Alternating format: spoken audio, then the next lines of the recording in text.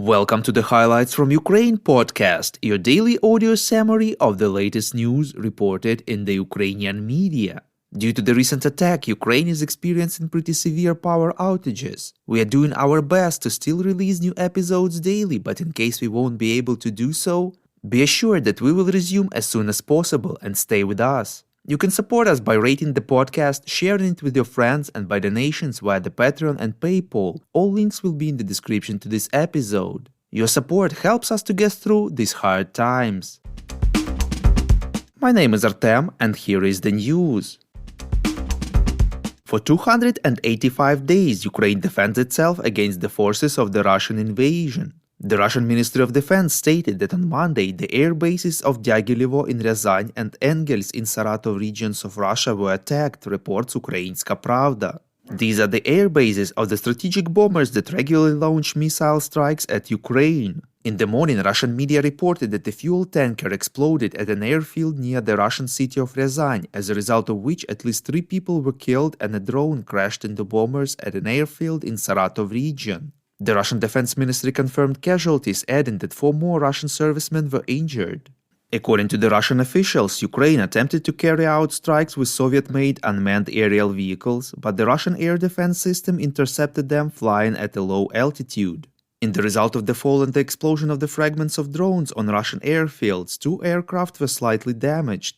Later, the Air Force of Ukraine has published photos that show the consequences of an attack on a Russian airbase and added a comment, quote, "Ryazan, rest in peace," unquote. A damaged Tu-95 bomber missile carrier and a truck with traces of blood next to it can be seen in the photos. In a few hours, the photo was deleted.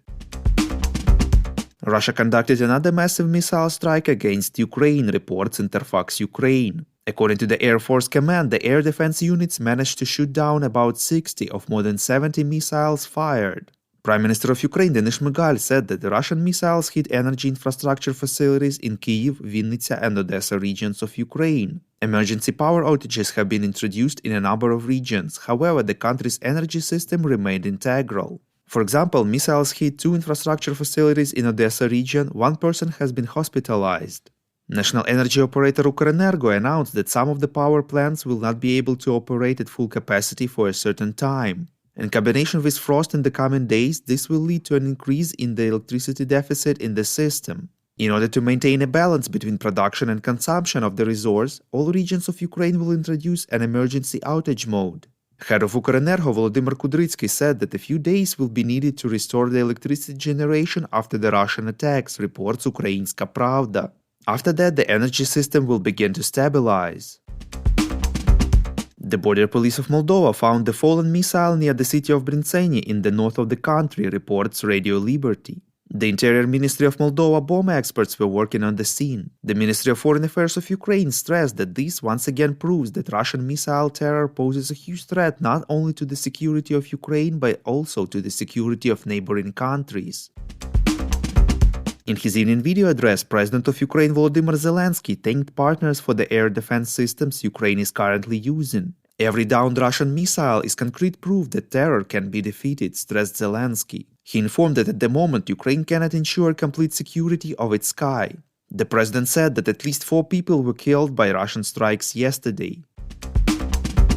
Yesterday, Ukraine marked National Volunteers Day, honoring those who helped to supply the army as well as provide aid to civilians. The president established a new special award for Ukrainian volunteers, Gold Heart.